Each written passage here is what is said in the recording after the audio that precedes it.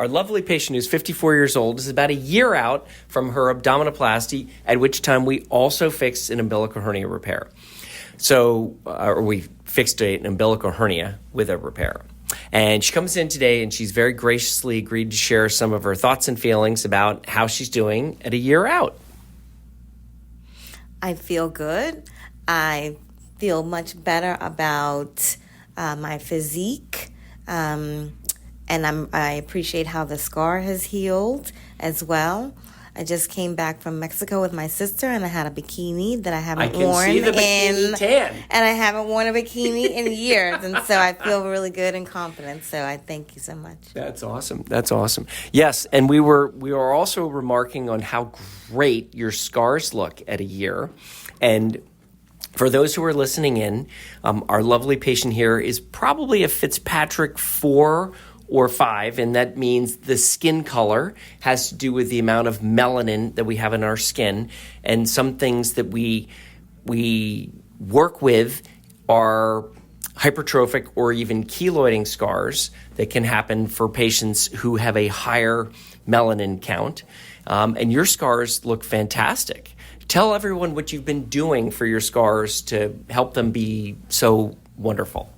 Right. Well, in full transparency, after the initial procedure, the scar didn't heal as flat as I wanted, so you went back in and you took care of that. Yep. This time around, I feel like the last time around, I feel like I did the scar cream and as well as pure vitamin E oil and shea butter. I use a lot of that stuff on a daily. I massaged more this time. There was more massage and more in that upward motion, if you will. And so it was more regular massaging that I did this time around, and it just flattened. And the coloring, that's up to Mother Nature, honestly. But flattening it. Yeah, your scars are totally flat. Totally flat. And you're right, sometimes we have scars that can benefit from a revision, and it sounds like yours had that scenario, and you've done incredibly well with it. And I love how you were sharing some of your feedback about your home treatments, because they are so important, aren't they? Home treatments are very important, and right after you have a procedure, you're a bit sore, and so you really don't want to be touched or to even touch yourself because it's so raw. But just get in there and use the products that also have worked for you. Yep, everybody's skin is different. I love that you and say just that. Continue to massage even a year out. Every morning and every evening, I just kind of massage my whole belly. It becomes part of your routine. Correct. Yeah. Well, clearly it has worked beautifully well, because your scars are flat and they're gorgeous, and I can see why you're so comfortable going and wearing a bikini. Yeah. Had you worn a bikini in recent times?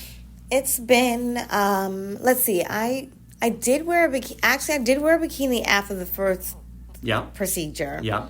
But the bottom was still more of a high-waisted. Yeah. I dropped the waist this time. Oh, you got a... I got a little low. What do they call it when it's a really low waist? Low rider? What do they call it? Okay, low rise. But before your surgery, before we did your abdominoplasty, your tummy tuck, and your hernia repair, when was the last time you'd worn a two-piece? So my son is 18 years old. Yeah. My daughter's 13. Yeah. I didn't wear a two-piece. The last time I wore a two-piece was before I had kids. Over 18 years ago? Correct. 19, really? 19 years ago. Mm-hmm. Wow. Mm-hmm. Wow. Yeah, and how did it feel? Yeah. It felt good. Yeah. Part of that, too, is like sometimes you're at the beach with the kids and you're running around and the bikini is not functional. Sure. But it's also about, how confident you are. And so now it's all in. Super confident. Super confident. Super confident. Not going back to one pieces. That's so great. And yes, and again, those who are listening in can't see her in amazing tan lines that you're having been got just the base on the for the summer. You got the base ready for the summer. Strong base, and you're ready to go. Exactly. You are so fantastic. No, thank you. Well, No, thank you for sharing your story. Do me a favor and go back to a year ago and share with everyone what were some of your apprehensions and what were some of your frustrations as we first made our relationship. You came to see me. What was it that inspired you to come in first? And then second, what were some of your concerns as we moved into surgery? Sure. So before coming to see you, I had 2 previous consultations. Good. Yeah. And my very first consultation was a male doctor, and I didn't feel comfortable with him at all. Okay. He was not attentive. Okay. He was, rushing around because he had overbooked, right? So there was people, his office was packed. Yeah. And he was dismissive, right? He was like, oh, your diastasis, you could just do exercise. Really? Right? Wow. So I knew that wasn't the one. My second consultation was a female, and she was lovely, but she was on her way out to retirement. Oh, okay. So that didn't work, obviously. No, that's not going to work. And I was referred to you, came, and I just love the atmosphere here, and your bedside manner is wonderful. And when you tell people that they're gorgeous, you mean it. It's genuine, and I appreciate that. So that made me first feel comfortable finding a good partner to work with, right? I love it. And I just wanted to feel good about myself. I didn't like... I also like to exercise. I like to do Pilates, but my core wasn't strong anymore. So I was setting myself up for further injury without having that strong core. Yeah. So I knew that exercise and diet was not going to fix it. So that's why I went forward with it. I love it. I love it. And then jump into, were there any things that you were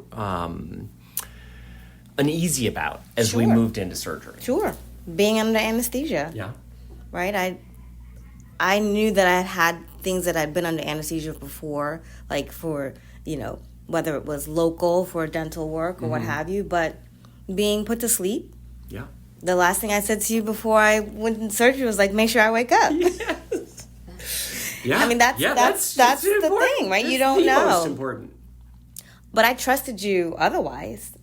It was just, and it's not that I didn't trust the anesthesiologist. It's just, that's what you think about. Sure. And I think that's a lot of people's hesitation about doing,